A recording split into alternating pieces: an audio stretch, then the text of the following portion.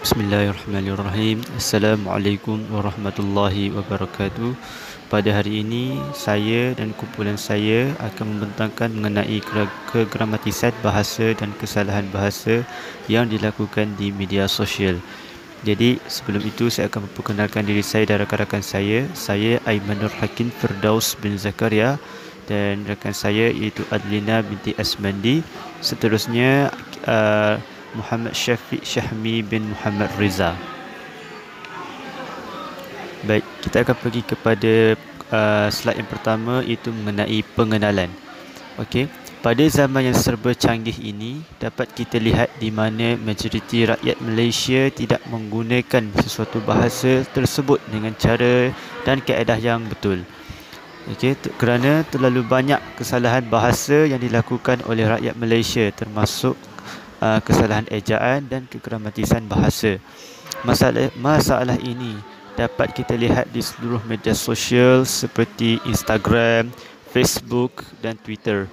Hal ini kerana media sosial digunakan secara menyeluruh oleh rakyat di negara kita tanpa mengira golongan umur, sama ada kanak-kanak maupun warga emas. Baik, kita akan lihat pada kesilapan yang pertama yang telah digunakan. Kesilapan pertama oleh rakyat di negara kita, iaitu kesilapan dari segi bentuk kata tunggal, di mana kata tunggal merupakan perkataan yang tidak mendapat apa sebarang imbuhan atau tidak mengalami sebarang proses pembentukan kata seperti pengimbuhan, penggandaan dan pemajmukan. Seterusnya. Okey, kita tengok pada contoh kesalahannya. Yang pertama iaitu kau kat mana sekarang ini. Okey, kalau kita lihat pada kau kat mana itu merupakan salah satu kesalahan bahasa yang pertama, di mana kat itu merupakan kesalahannya. Dan kemudian apa yang betul adalah kau di mana sekarang ini. Itu ialah yang betul. Okey, kita lihat pada yang kedua iaitu aku tak nak cerita pasal scientific fact. Okey, tak nak merupakan kesalahan yang telah dilakukan dalam kesilapan dalam kegramatisan ayat ataupun kata tersebut. Dan apa yang lagi betul jadi apa yang benar mengenai perkataan tersebut adalah aku tidak mahu cerita pasal scientific fact. Kita tengok pada contoh yang ketiga, iaitu pakai braces sebab ada gigi taring yang tak align. Itu adalah salah. Kita lihat pada tak itu sebenarnya yang betulnya adalah pakai braces sebab ada gigi taring yang tidak align. Itu barulah betul. Baik, kita pergi yang seterusnya, iaitu bentuk kata terbitan. Baik, bentuk kata terbitan ialah perkataan yang terbentuk melalui proses pengimbuhan, iaitu dengan menggandingkan imbuhan pada kata dasar, merujuk kepada kedudukannya dengan kata dasar. Okey, imbuhan terbahagi pada beberapa jenis. Okey, kita akan lihat pada jenis-jenis di kemudian. Terima kasih. Baiklah, saya akan menyambung perbentangan yang telah dilakukan oleh Aiman. Jenis kata terbitan yang pertama adalah awalan yang hadir sebelum kata dasar. Imbuhan yang terdapat dalam kata adjektif ialah pen, per, pe, ke, juru, maha dan tata. Contoh, Makcik Kia mengharapkan anaknya, Ali, agar tidak menjadi seorang yang pemalas. Di dalam ayat ini, kita dapat lihat pemalas menggunakan kata imbuhan pe untuk kata adjektif. Okey, kita beralih kepada kata kerja. Imbuhan untuk kata kerja adalah men, ber, ter dan di. Contoh, adik meminta izin kepada ibu untuk bermain bola sepak bersama-sama rakannya di padang. Di dalam ayat ini, kita boleh lihat meminta menggunakan kata imbuhan men. Seterusnya, jenis kata terbitan akhiran yang hadir sesudah kata dasar. Untuk kata nama, imbuhan yang digunakan adalah an, wan, wati dan sebagainya. Contoh, ayah membeli makanan di kedai makan. Dalam ayat ini, makanan menggunakan kata imbuhan an. Manakala kata kerja pula menggunakan imbuhan kan dan i. Contoh, filem drama tersebut diakhiri dengan penamat yang sedih di mana watak utama cerita tersebut mati. Di dalam ayat ini, kita boleh lihat diakhiri menggunakan kata imbuhan I. Untuk kata kerja. Slide yang seterusnya, ini adalah contoh kesilapan yang selalu dibuat di dalam media sosial ataupun kehidupan seharian. Di dalam gambar rajah sebelah kiri, kita boleh lihat bahawa ada berita tentang Agong berkenan kerajaan tidak bayar emolumen diraja untuk Seri Paduka dan Permaisuri selama 6 bulan mulai Mac Istana Negara. Di dalam ayat ini, kita boleh lihat kesilapan imbuhan kepada perkataan berkenan. Ia sepatutnya menjadi perkenan. Seterusnya, ini adalah juga contoh kesilapan yang dibuat. Di dalam gambar rajah sebelah kiri, kita boleh lihat kesalahan ayat di dalam perkataan kebaikan. Seharusnya ia menjadi kebaikan, hanya mempunyai satu K. Seterusnya, di dalam kehidupan yang serba canggih sekarang, sistem pesanan ringkas sentiasa digunakan untuk menyampaikan maklumat kepada orang lain. Tetapi penggunaan bahasa ringkas yang menjadi penghubung dalam sistem pesanan ringkas tidaklah menjadi satu kesalahan sekiranya ianya hanya digunakan untuk tujuan perhubungan semata-mata.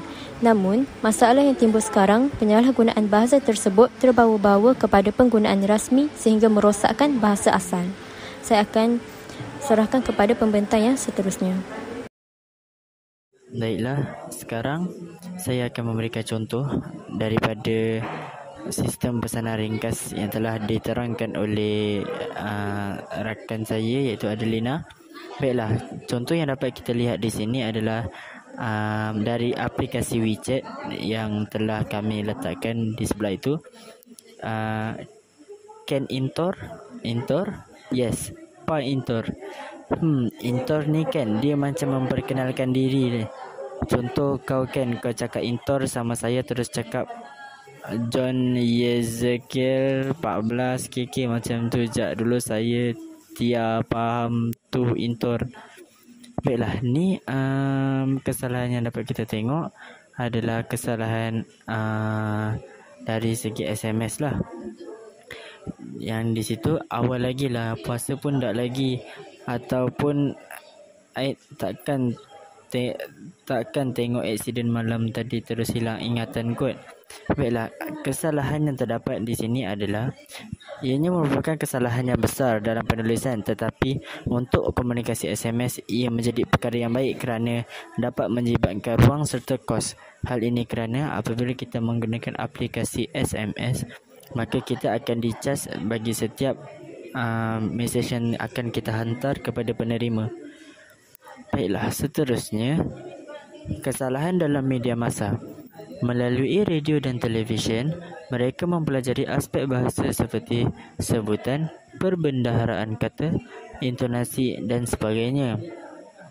Bunyi vokal dan konsonan dalam perkataan perlu dibunyikan dengan betul kerana jika tidak akan timbul masalah. Di dalam bahasa Melayu, banyak perkataan yang akan bertukar maksud jika salah sebutannya. Contohnya, salah sebutan akan merubah maksud yang ingin disampaikan. Contoh, tempoh dengan tempuh.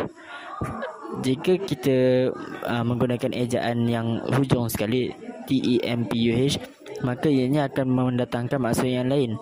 Satu tempoh iaitu satu tempoh masa dengan tempuh. Tempuh merupakan satu perbuatan yang kita menempuhi, kita melanggar sesuatu. Contoh yang kedua adalah dadah dengan dada. Dadah merupakan barangan terlarang dan dada merupakan salah satu anggota badan. Selain itu, marah dengan marah. Marah adalah satu emosi, manakala marah merupakan perbuatan kita menuju ke hadapan. Di samping itu juga belot dengan belut.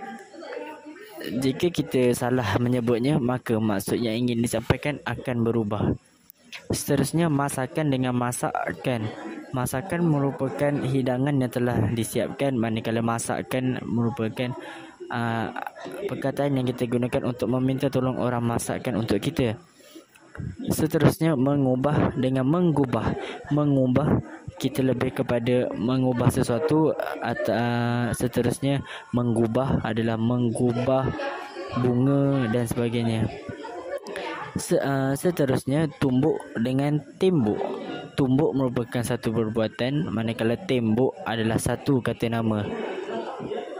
Baiklah, secara kesimpulannya yang dapat kita lihat di sini, terlalu banyak kesalahan dalam media massa yang sering kali timbul dalam kalangan masyarakat kita, sama ada melalui radio, televisyen dan sebagainya. Jika kita undur sedikit, sistem pesanan ringkas iaitu SMS juga terdapat banyak masalah yang timbul kerana penggunaan bahasa yang terbawa-bawa. Berikut merupakan rujukan yang kami gunakan untuk menyiapkan tugasan kecil khusus ini. Maka dengan ini tamatlah pembentangan kami untuk tajuk yang telah diberi ini. Moga pembentangan ini dapat dijadikan panduan, dan sekian saja dari kami. Terima kasih.